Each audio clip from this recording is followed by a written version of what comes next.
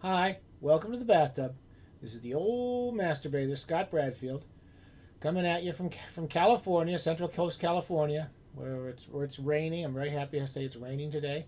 We have our cocktail. We have a special cocktail, bathing cocktail, um, floral patterned martini glass, just like Philip Marlowe used to drink out of in The Big Sleep. And today we have a whole new theme show. We have no theme songs. We're not doing theme music because we don't want to get these liens placed against us. So we can't play our show because some musical company doesn't want us to use their music. So we're no music, no sound effects. Just a brand new, exciting new theme show, and it's because we're really good at acronyms here. OCMA. We came up with that mellifluous sounding acronym. I've come up with a new one. It's 60s NISV. So it just kind of rolls off the tongue. 60s NISV. And that stands for 60s Northern Ireland science fiction. So where in the hell on YouTube are you going to see some idiot talking about 60s Northern Ireland science fiction in the Central Coast of California? You're not going to find it anywhere else in the world. So we're doing this because we got started on this because one of our bathing buddies out in Northern Ireland mentioned to me Bob Shaw. We did talk about Bob Shaw like last year, maybe 2 years ago, because time just flying by in my life. We talked about Bob Shaw, who was from Northern Ireland, from Belfast, I believe, and we did a little talk about his first novel, Night Walk, I believe it was called. And after that, we actually had a nice letter. I don't know if you go back and look at that old Bob Shaw talk. We had a friend, an old drinking buddy of Bob Shaw, was a close friend of his. He wrote a nice letter about Bob Shaw and remembering him because Bob Shaw died a little too young, I think. Anyway, Bob Shaw is one of the '60s science fiction writers I enjoyed reading when I was a kid, growing up in California with no friends and nothing else to do except sit at home and read books and watch old movies on TV and write books that nobody read. So I've always kept my old Bob Shaw books. This was one of my favorites, The Two Timers, in these wonderful old. Terry Carr edited this wonderful series. This science, it was called these Ace Science Fiction Specials. We've talked a bit about them. This is one of my favorites. This is from the early '60s, and it was published possibly first in America. This is 1968 by Bob Shaw, and it's a very typical type of Bob Shaw's writing. He was very unusual at the time. He was a very, very smart stylist. He had a very kind of clear, objective, hard, Hemingway-esque sometimes, but other times a lot more clear and a little more concise than a Hemingway. He didn't do those long poetic passages. But he really wrote really good prose. I guess that's all I'm trying to say. Really strong prose and very physical prose. And he had kind of crazy, wacky science fiction ideas, but he took them seriously.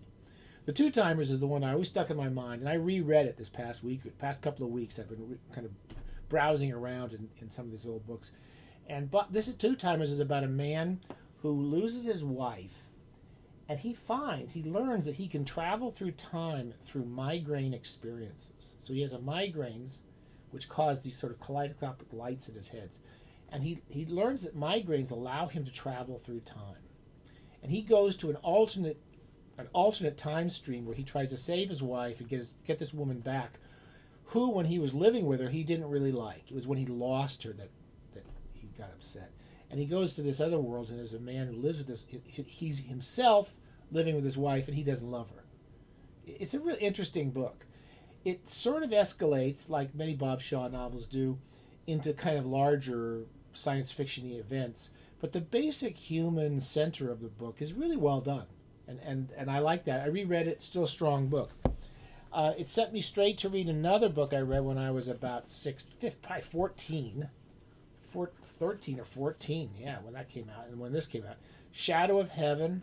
This is also late '60s, and I enjoyed this again. Again, really kind of, he has an interesting human relationship in the middle of it, which is about a guy and his half brother. It's about a future world where most of the planet has been destroyed.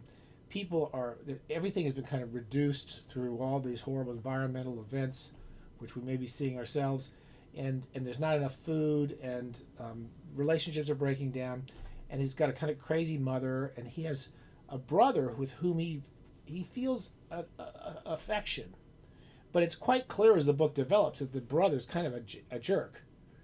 And there's a world where they have to create these platforms in the sky to have agricultural, have food produced. And they build these platforms in the sky, and he goes up there looking for his brother. I won't tell you much more than that, but it's a very good. It's kind of a bit of an adventure-y story. It has a little bit of kind of big environmental vision of this futuristic world, and it would really make a very good visual movie. So anyway, I read that. I haven't read this one. This is another. I did a lot of Bob Shaw novels. This is Ground Zero Man. I just like these old books. I either keep them or buy them when I was seeing this. Ground Zero Man. Same time, I think. He wrote a lot of good books, and I'll probably read some more in the future. Sort of coincidentally, in the past few weeks, I read this, The Aliens Among Us. How we talked about. I also love the Ballantine. These are probably my favorite '60s books. Anything by Ballantine. And you see it's an alien operating on some guy's brain or something. But look, it's really quite a beautiful cover.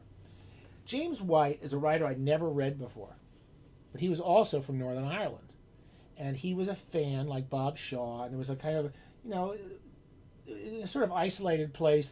The fandom was kind of, everyone knew each other, and they did fanzines and so forth in the 50s and 60s. And I guess James White, he worked in a I think he worked in a clothing store, I want to say. A clothing store, and he may have worked for somebody else, but he wasn't really a scientist so much. And he wrote a lot of short stories. And I had never read this book. I just picked it up because I had it on the shelves. I liked the cover, and I'd never read him before. And I knew he was from Northern Ireland. And this is a sort of random bunch of stories from different parts of his career that are all really interesting. I won't try to summarize him. He's a very different writer from Shaw. He writes a lot about this kind of future universe, and he has kind of this kind of a beautiful vision of the universe as a place where we could actually be kind to other creatures. It's kind of a Star Trek-y version, that we're going to go out and not cause damage to all these other alien cultures, and then we're going to try to resolve problems.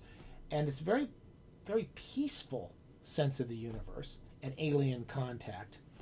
It is also, there are scenes in it where there are wars and violence, because there's a sort of a vision that some creatures, particularly human beings, are incapable of controlling the violence. So there's a group called the Monitors who actually try to go through the universe and let these idiots have their wars and fight without causing too much damage. And that's sort of a rough approximation. I'll also say that the central premise of James White's work, the books that he's best known for, are these things about a sector general. This is the first one, called Hospital Station. I just read that last few days. And I had never read this. This is a series of books he wrote. It didn't sound interesting to me for years, which is about an intergalactic hospital for all these different alien creatures. And they all come here, they work here, and they also try to solve problems for other alien creatures who are sick. And when they meet new alien creatures who are sick, they try to help them. It is the most beneficent vision of the universe. It's also a much more complicated and much more interesting universe than the Star Trek stuff. I like Star Trek, but I think it's even more interesting. He has a vision, he has an imagination for creating alien creatures, which I've never seen before. Almost every chapter has got 2 or 3 fascinating ideas about how alien cultures would live and how they might get sick and how they might have trouble communicating with other cultures.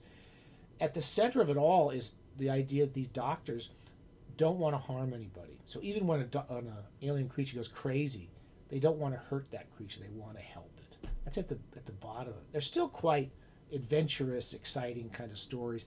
You go through this kind of network of hospitals and treatment facilities and aliens, and again, he's continually inventive. I'll give you 1 or 2 examples, and then I'll stop. He wrote a lot of them. He's a little bit, reminds me a little bit of Hal Clement, who was famous for creating alien creatures. I like Hal Clement, but didn't know him that well. Don't know his work that well, but he reminds me of Hal Clement. The thing that he there was a story, for example, I'll give you two quick summaries. The first story in this takes place in Sector General, and the doctors in this hospital, this galactic hospital, have to run tapes. They have to absorb tapes in their brain of information that make them sympathize with alien cultures. So they feel like that alien creature. And this one doctor has to operate on a big crab creature or something. And he absorbs this tape, and he becomes sexually attracted to a nurse who is a crab creature. It's a really weird idea. This is like 1950s. And it's not, it's not salacious in any way, but it's pretty mature vision of this guy trying to deal with this emotional and sexual feelings for this crab. And I don't want to tell him, I don't remember much more than that, but it's a really good story. Another one, and there's a lot of good stories in this. This is basically a series of brilliant stories about these weird alien creatures these doctors have to help. The first one is about a guy who has to deal with these they're like a centipede creatures. They're like these giant centipedes with armored plates. And these two people die, these two creatures die. And they leave a baby, this kind of centipede creature, which is like 8 feet long, and it's covered in armor.